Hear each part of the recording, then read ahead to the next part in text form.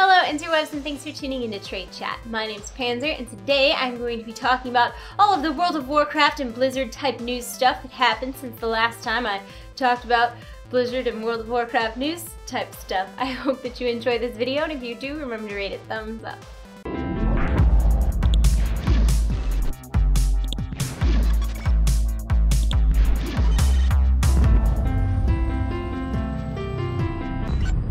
Today we're going to be talking about the new character models in World of Warcraft, other World of Warcraft news from the past couple weeks, and the new Hearthstone adventure mode, Curse of Naxxramas. But first, just to get this out of the way, the Diablo 3 auction house closed for good on June 24th, 2014. Now, if you're curious as to how this affected active auctions, items in the completed tab, or your battle.net balance, check out the links in the info below for more information. Otherwise, enjoy the mountains of legendaries that you've been getting since Loot 2.0. Before I get into the World of Warcraft stuff, let's go ahead and get Hearthstone out of the way. As you've likely heard by now, Hearthstone's first adventure mode, called Curse of Naxxramas, is dropping soon. Now, if you're completely unfamiliar, you can catch up by watching this video that I made right here, where I talk about all of the things. But if you are like me and you're already highly anticipating Curse of Naxxramas, you may be interested in these leaked screenshots.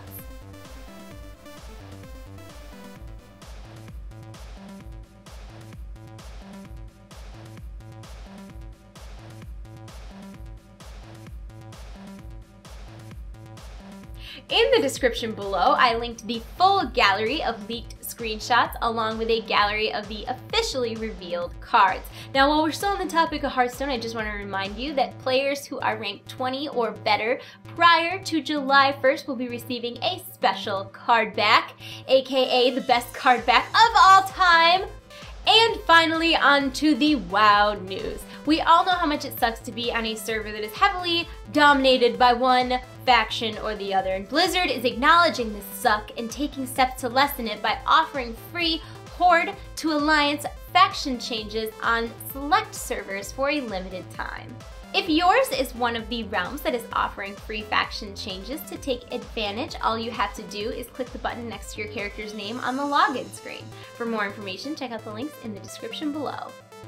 This isn't really WoW news per se, but I feel like it's interesting enough to mention anyways. Remember back in the day when we talked about that level 85 panda who made it all the way to level 85 without choosing a faction, and he was still in the Wandering Isle picking herbs and mining stuff? Yeah, well, his name is Double Agent and now he's level 90. Still doesn't have a faction, still on the Wandering Isle, still picking flowers. And you know what's the craziest part about this whole story? Is that after 173 and a half played days just to get to 90, this guy wants to level all the way to 100 without picking a faction and just picking flowers instead. Because I can only assume that he's a masochist. I'm kidding. Moving on to Shut Up and Take My Money news, there is a new mount available in the in-game and Blizzard store. It's a fiery horse guy, and the coolest part is that your whole party or raid can have a turn. Not unlike the hitching post in the trading card game, the Warforged Nightmare is a shareable toy thing that is usable by anyone in your group. Unlike the hitching post, your friends' mounts will maintain the appearance of the Warforged Nightmare for a limited time, even if they dismount and remount. If you are the sharing is caring type and you want to add this bad boy to your collection, it will set you back $30 US.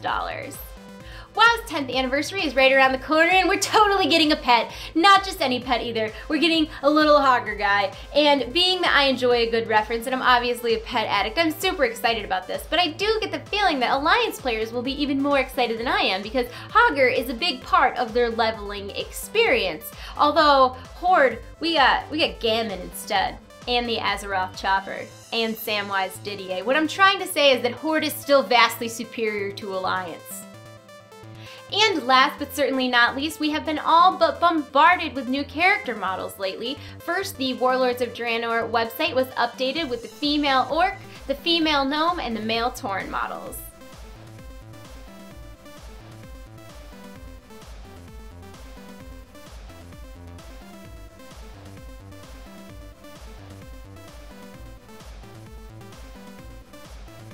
Then we were treated to an art craft which revealed the new male human.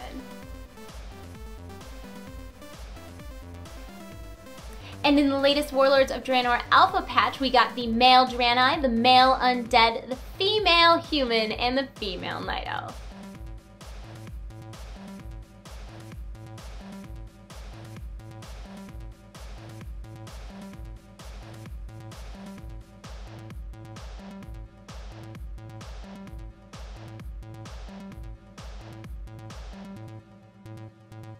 Now, of course, I want to know, of all of the recent character models that we have seen, which one is your favorite and why? For me, it's gotta be the male undead because he's scary, I'm just saying. But what about you guys? Let me know in the comment section below.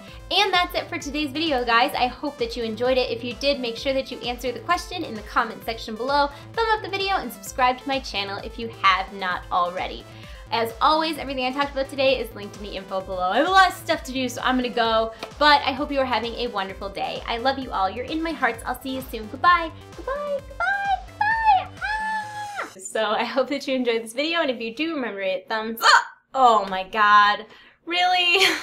Since the last time I talked about I